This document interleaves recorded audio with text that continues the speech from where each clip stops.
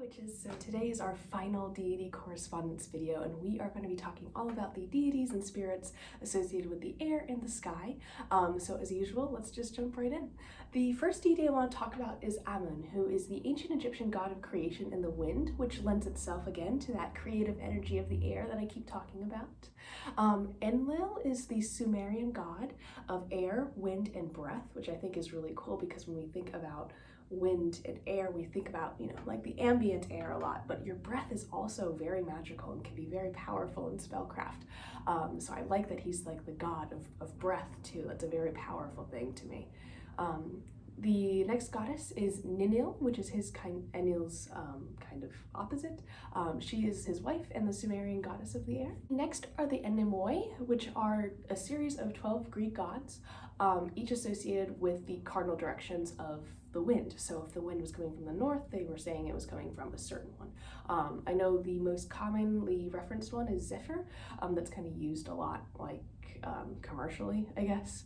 It's a word I see used a lot, and I believe he's the god of the west wind. The next god is a Celtic god, Nuada, who is the god of the sky, of wind, and of war. So you see a lot of these air-based deities associated with the sky.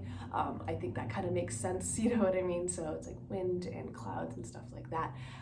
So you'll see a lot of overlap with that. The next goddess is Hera, who is the Greek goddess of air. She's also the queen of Olympus, which is where the Greek gods live.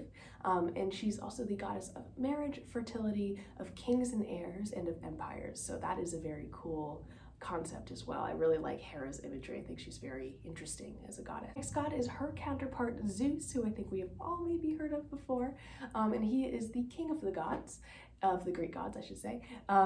He's also the king of the sky.